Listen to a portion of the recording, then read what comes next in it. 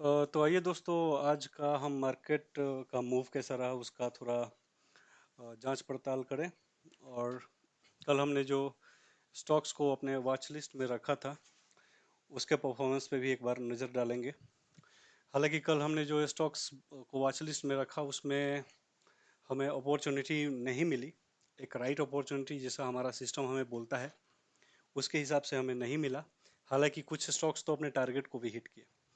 तो इसका मतलब ये नहीं होता है कि अगर कोई स्टॉक्स आपके टारगेट को हिट कर लेता है तो इसका मतलब ये नहीं कि आप उसमें अपॉर्चुनिटी राइट अपॉर्चुनिटी वो आप वो दे ही दे। हो सकता है वो गैप अप ओपन हो, टारगेट को हिट करे और वो रिवर्स हो जाए। तो ऐसा ही कुछ आज देखने को हमको मिला है। तो सबसे पहले निफ्टी पे हम नज़र मारेंगे। निफ्टी को देखिए, ये एक रेजिस्टेंस जोन था जिसमें प्राइस एक बार यहाँ से रिजेक्ट हुआ, दो बार रिजेक्ट हुआ, और आज भी एक गैप अप ओपन हो के कम से कहीं ना कहीं वहीं पे जाके रिजेक्ट कर रहा है। वो बार बार ऊपर उसको तोड़ने की कोशिश कर रहा था बट वो फेल हो रहा था, और एक छोटा सा रेंज बना रहा था यहाँ पे। तो कहीं ना कहीं सुबह में ही हमें पता चल गया था कि एक तो प्राइस गैप अप ओपन हुआ है और ऊपर से ऊपर जाके रेजिस्टेंस के बाद पास रेंज बना रहा है। तो बाई अपॉर्चुनिटी तो आज मिलने से रहा। तो हम भी आज सिर्फ मार्केट को वॉच ही कर रहे थे। तो चलिए देखते हैं कल के स्टॉक्स को जो हमने डिस्कस किया था वॉच लिस्ट में। Happiest mind. हैप्पीएस्ट माइंड जैसा हमने कल बोला था, इस रेड लाइन के ऊपर अगर खुलता है और थोड़ा सा रिट्रेस होता है तो हम बाई कर सकते हैं, बट ये खुला और डायरेक्टली अपने टारगेट को हिट किया है। और उसके बाद जैसा निफ्टी का मूव था सिमिलर इसका भी मूव आप देख सकते हो। तो हमको ऐसा लगता है कि हमको क्या मतलब ये सही है कि सारे स्टॉक्स लगभग स्टॉक्स जो होते हैं वो निफ्टी से अलाइन होते हैं। अगर निफ्टी किसी रेंज में फंसा हुआ है तो कहीं ना कहीं स्टॉक्स भी रेंज में ही फंसे रहते हैं और कोई अपॉर्चुनिटीज़ आपको नहीं देते हैं। तो ये इसमें भी हमको कोई राइट अपॉर्चुनिटीज़ नहीं मिल पाया जिससे हम इसको बाई कर सकें। दूसरा स्टॉक्स मारुति अगर हम देखेंगे तो मारुति में हमने कल बोला था कि इसका 1 आवर के चार्ट एक बार खोल लेते हैं। हमने कल बोला था कि इस ऊपर वाले रेड लाइन को एक बार ये जरूर टेस्ट करेगा, और उसने ऐसा किया। लेकिन कब किया? वो गैप अप ओपन हुआ और उसके बाद वो उसको टेस्ट किया और फिर वापस नीचे आ गया। Kind of this was due to Maruti was trading in a range. तो इसमें भी कोई हमको एक कॉन्फिडेंशियल बाइंग अपॉर्चुनिटीज नहीं देखा ट्रेडर्स। यहाँ पे आप लोग बोल सकते हो कि यहाँ पे एक बाई अपॉर्चुनिटी था, बट कहीं ना कहीं मेरे को ये लग रहा था कि ये अपने डे लोज को यहाँ पे ये क्रॉस कर रहा है। तो कहीं ना कहीं उतना कॉन्फिडेंस नहीं आया, मुझे लगा कि शायद नहीं चलेगा, क्योंकि ऑलरेडी निफ्टी भी अपने रेजिस्टेंस जोन पे था। तो हम कहीं ना कहीं इसको इग्नोर करना ही बेहतर समझे। हालांकि ये भी अपने टारगेट को हिट किया है। नेक्स्ट स्टॉक हम देखेंगे Tata steel. Tata steel Tata steel को हमने बोला था कि कल ये ब्रेकआउट दे दिया है। अगर इस लाइन पे आके फेल होता है, इसको यहाँ पे सपोर्ट लेने का कोशिश करता है और एक अच्छा सा मोमेंटम कैंडल, अगर यहाँ पे मुझे बुलिश मोमेंटम कैंडल देखने को मिलेगा तो बाई करेंगे, बट वैसा कुछ नहीं हुआ और कोई अपॉर्चुनिटीज़ नहीं मिला यहाँ पे। कैंडल आरती इंडस्ट्री। आरती इंडस्ट्री में कल ब्रेकआउट हो चुका था और प्राइस ने एक अच्छा सा रिजेक्शन दे रहा था इस लेवल पे। ये डायनामिक सपोर्ट जो है, चैनल काइंड ऑफ थिंग, अच्छा सपोर्ट दिया। हालांकि मैंने इस पे थोड़े बहुत डिलीवरी में शेयर उठा लिए हैं। 927.5 पे लिया है। और देखते हैं उसका परफॉर्मेंस अगले कुछ दिनों में कैसा होता है। जैसा होगा वैसा अपडेट करेंगे। वैसे देखेंगे तो इसका स्टॉप लॉस शायद 914 पे रहेगा। अगर इसके नीचे निकलता है तो वो मैं अपना स्टॉप लॉस हिट करवा सकता हूँ। और टारगेट कम से कम 969 का रहेगा, या ये 980 का रहेगा। और नेक्स्ट स्टॉक्स रहेगा चोलामंडलम फिनांस। ये भी आज ब्रेकआउट दिया बट सस्टेन नहीं कर पाया। हालांकि टारगेट जो हमारा कल का था उसको हिट किया है। बट ब्रेकआउट देने के बाद ये बहुत इसमें वीकनेस दिखाई दिया, कोई राइट अपॉर्चुनिटी नहीं मिला। तो मार्केट आज एक्चुअली निफ्टी ही गैप अप होके रेजिस्टेंस पे रेंज बना रहा था, और उसके बाद वो करेक्ट किया, उसके बाद उसमें एक डाउनफॉल आया।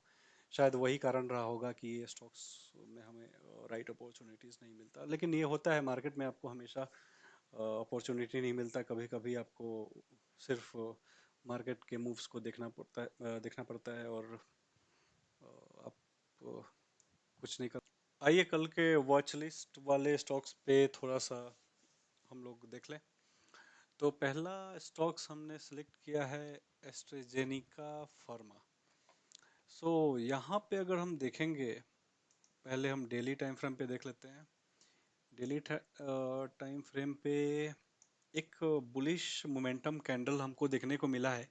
कहीं ना कहीं ये जो रेंज एरिया बना था, इसके एक इसको आके वो टेस्ट करके शायद ये एक बुलिश मोमेंटम दे रहा है। कहीं ना कहीं इसमें एक बुलिश मोमेंटम, एक अप ट्रेंड शायद आने का चांस दिख रहा है। तो कहीं ना कहीं इस रेड लाइन के ऊपर अगर ये ओपन होता है तो एक क्विक टारगेट हमको 30 to 35 पॉइंट्स का मिल सकता है। स्टॉप लॉस बहुत ही छोटा रहेगा, शायद इसमें 13 से 15 पॉइंट का स्टॉप लॉस रहेगा, बट इसके ऊपर खुलता है तो एक क्विक टारगेट हमको शायद देखने को मिल जाए। तो इस पे हमारी नज़र रहेगी कल। दूसरा स्टॉक है बजाज कंज्यूमर।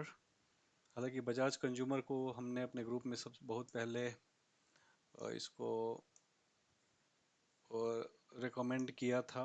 हमारे किसी दोस्त ने बोला था, तो उसको हमने अपने हिसाब से एनालिसिस करके इस पे हमारा ये व्यू था कि ये एक डायनामिकली जो रेजिस्टेंस लाइन है उसको ब्रेक करता है, फिर आए इसको रिटेस्ट करे, फिर रिटेस्ट करने के बाद कहीं ना कहीं हम इसको बाई कर सकते हैं एक बुलिश मोमेंटम कैंडल के साथ। स्टॉप लॉस इसके नीचे रहेगा, जो भी विक्स बनेगा उसके नीचे।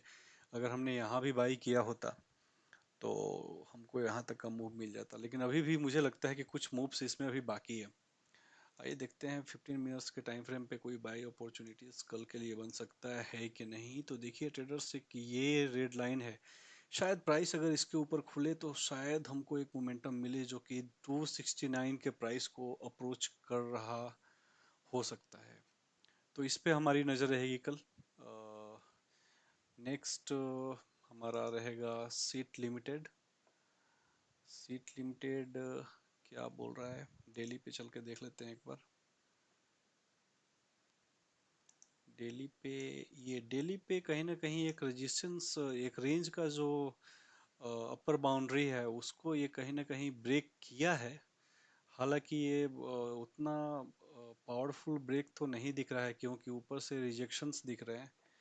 1 आवर के टाइम फ्रेम पे कैसा दिख रहा है ये देखते हैं। 1 आवर के टाइम फ्रेम पे एक रेंज बन रहा है, एक छोटा सा। अगर आप 15 मिनट्स पे देखोगे तो ये एक रेंज दिखेगा। तो कहीं ना कहीं यहाँ पे बाई अपॉर्चुनिटीज डाइसी होगा। इसको एक बार रिटेस्ट करने दीजिए, एक वीक रिजेक्शन कैंडल बनने दीजिए, ताकि ये कंफर्म हो कि नीचे साइड से बुलिश प्रेशर है। तो या तो यहाँ पे एक चांस लिया जा सकता है बाई का, एल्स ये जो लाइन है ना यहाँ पे, ये रेंज का ब्रेकआउट ऊपर को देगा अगर, तो शायद ये टारगेट के लिए हम अप्रोच कर सकते हैं, विच इज़ 1375। तो इस पे कुछ 50-50 रहेगा, या तो यहाँ पे हम एक रिस्क ले सकते हैं और यहाँ पे स्टॉप लॉस रहेगा, और नहीं तो इसको ब्रेकआउट के बाद हम यहाँ पे रिस्क ले सकते हैं। But closely we have to watch, right, because ये ब्रेकआउट के बाद ब्रेकआउट के लाइन के ऊपर रेंज बनाना थोड़ा सा मेरे को अजीब लगता है। तो इसको अपने हिसाब से आप लोग देखिएगा।